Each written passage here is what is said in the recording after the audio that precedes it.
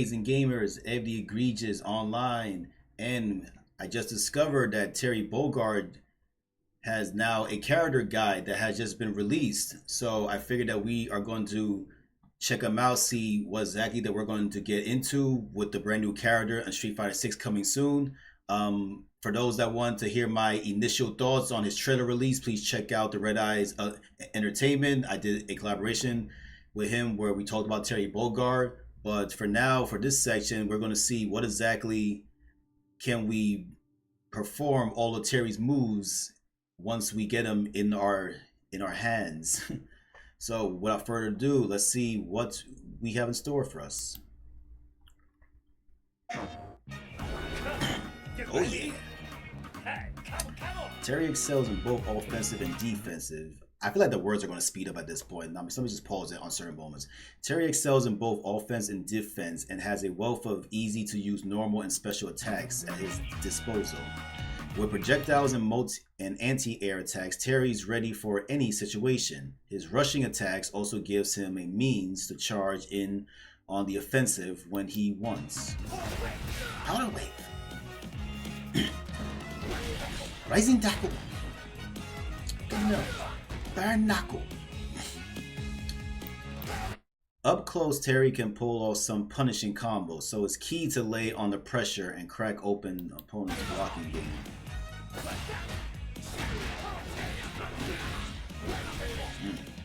Basically, just string them all together. Powder Wave. Smash the ground with your fist and let loose a wave of energy across the ground. It's useful for checking an opponent's from distance and has a stopgap in combos. This bad boy, it lets loose a projectile that runs along the ground. You can keep your opponents guessing with the light version that moves slowly over a distance. Great when you need to reach it. The medium's got some kick to it, but it doesn't travel as far, so be mindful of that. Oh really?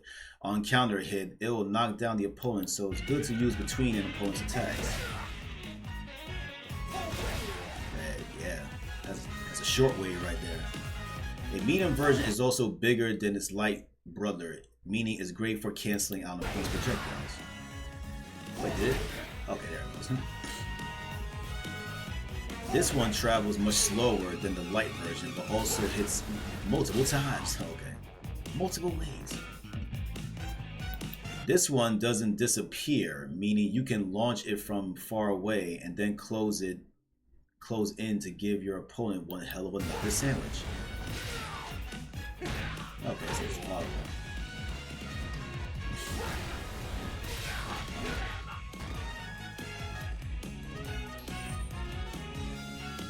Ground Wave. Smash the ground with your fist and let loose a blast of energy in front of you. Easy to use up close and allows you to act before your opponent even if it blocks. See, I thought so. These words are moving like too fast. And this may look like a power wave, but this one just strays put at home, so don't expect to be shooting from downtown. But if they block this, you get to move first, which gives it some hecking good potential. Give it a go from close range and see what happens. Powder Wave. Okay, so it seems like it's safe on block. Quick Burn.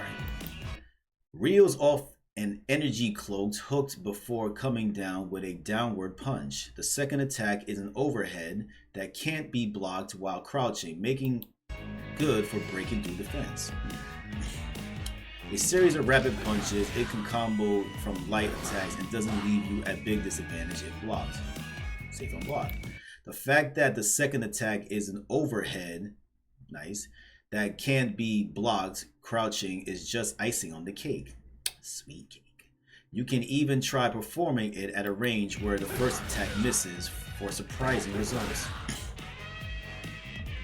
Okay. Good little mix up there.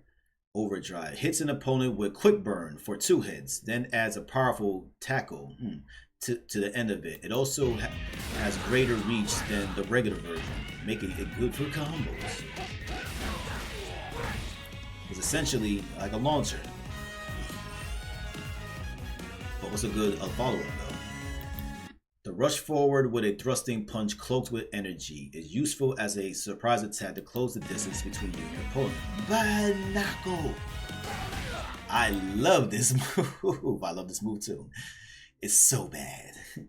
You just charge ahead with your fist right up front. The medium and heavy version travels different distances, but this moves greater either way for combos and surprise attacks. Yeah, I mostly use it for surprise attacks. I don't do a lot of combos with it. The only problem is if it's blocked up close, of course it is, your opponent is going to make you pay. So mind the gap when you're using this attack. Everyone has a plan until they get punched in the face. On the other hand, if they block this during the latter half of the move, you get to move first. Funny how that works. Humor. If the screen shakes a lot, you'll know that you're good. Don't let the chance pass you up.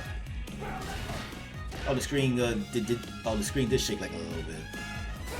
The damage and travel distance get pumped up when you overdrive. Bang! Get back up, Joe.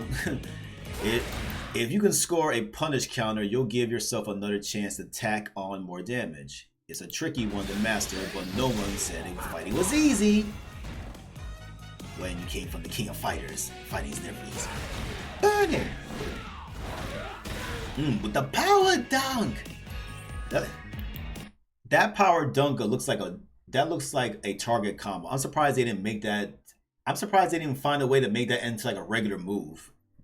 Cause it wasn't until like later on that I found out that he had the power dunk, and then I was trying to use that more for my own little gameplay style. But all right, well at least they found some way to like add it in though.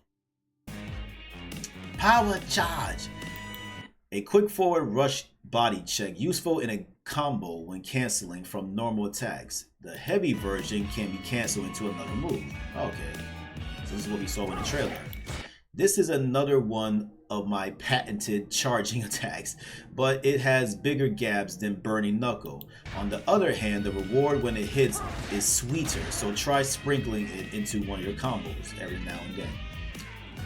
With the light version, hit with the latter half and you can follow up with another attack. The opponent will wobble more than usual, which is your go sign to tack on more damage.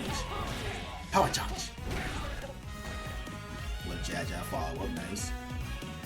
The medium and heavy versions launch the opponent into the air. To see what attacks can connect, then go for Buster Wolf. Yeah, power charge. Can't get you high. The heavy version is a cute little secret. You can cancel into another special move if it connects, and let them tell you that's going to lead to some big damage. Yeah, see, he just tacked on the he somehow tacked on like 3 attacks at once. This is a mean bean tackle that sends your opponent flying towards the wall. They'll bound back. They'll bound back towards you and give you a chance to tack on a follow-up. Yeah. Easy setup. Crack shoot. A quick falling axe kick. It is very quick, making it easy to use in combos as a way of checking your opponent. This is one of my old standby. It's a jump axe that will catch your opponent, jump and avoid any attacks low. Oh yeah. So crack shoot is a good anti-air, and it's good for like to avoid the low sweep. Why just so many words? The light, medium, and heavy version of all different heights, of course, on their jumps. The heavy one can even avoid some projectiles, which is totally radical. Of course, it's Terry from the 90s. Even if it's blocked, it's hard to counterattack, so use it whenever. Okay. Wait, so they're encouraging you to just use like the heavy version or just crack shoot in general? Alright, so at least crack shoot is safe on block. The attack power is cranked up on this one, and you'll knock down the opponent if it hits. Kickback. Yeah, the overdrive just puts it to the ground. One more little tidbit. One more little niblet for you about this version. Hitting a mid-air opponent with it scores you a chance to attack again. It's a little quirky, but way cool once. Okay, so there's a little like bounce to it. See what I mean? Rising tackle. A rising rotating attack. It grants immunity to jumping attacks. Oh man, I use this one on the courts Sunday b-ball. This is my powerful anti-air attack that snuffs out jump-ins. That's actually interesting to know. I never knew that he played b-ball. Lean on the light version for most situations and heavy for long distance jump-ins. Okay. Overdrive, the rising tackle becomes invincible to attacks, turning it into a vital get off me move. It's awesome when getting off the buttons. Okay. Yeah. The rising tackle was always a good like Shoryuken version where that you get that little window of them not being able to like touch you. Passing sway. Passing sway is a unique target combo that moves to the back lane. Oh, okay, so this must be the like original like Fatal Fury like a style. It then returns while follow up with another attack. Alright, so they relegated to like a target combo. What a lane am I talking about? Oh, sorry about that, don't worry. It's a thing from the past. Anyway, passing sway has 2 follow-up attacks. You can use jumping lariat to hit enemies from the front or jumping knee to the back. Pressing forward during either of these attacks will move you behind the opponent. Keep them guessing whether you're going to hit them from the front or the back. Wait, so there's a moment to like pause? Oh, okay. So that sway to the background kind of gives them that little brief window. Because one cute little trick is to not press any buttons and you won't transition into another attack. If you're thinking your opponent will try one of these cheap invisible attacks, this is another option. Yeah, see, he tried to sway from the back and then he still got caught. Okay.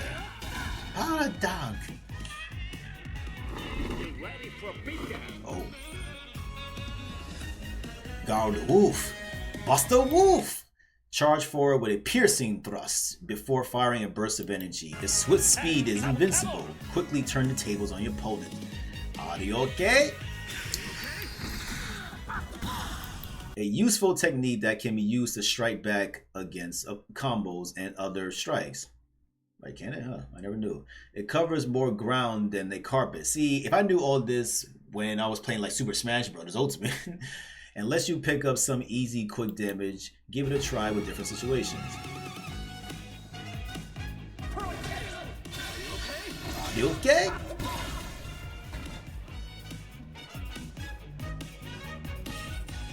Power Geyser! Unleash a volcanic explosion of energy. If the attack hits, input the command to transition to Twin Geyser.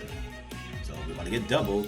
An enormous explosion erupts from the ground. This is one of my all-time favorites. It's a little on the slow side, but it can be used in combos as an anti-air or to strike back at an opponent. It's got meal ticket written all over it. Geyser! Yeah, little launch follow-up. And if you press 2 buttons at the same time after it hits, you can perform 2 more attacks. Groovy, baby. Twin Geyser uses 3 stocks from your drive gauge. Greedy. While Triple Geyser uses 1 bar of your super art.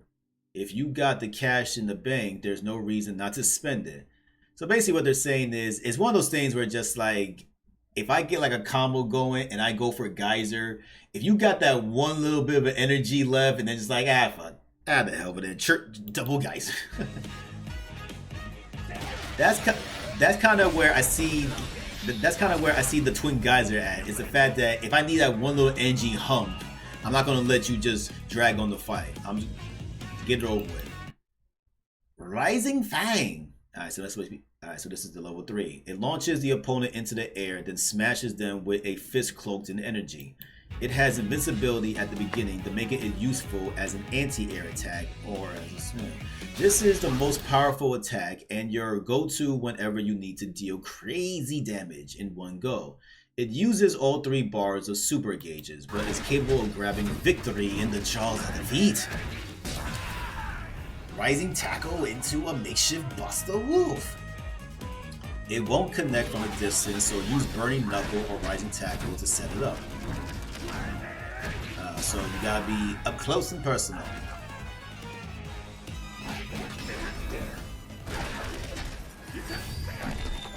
Now for the critical art.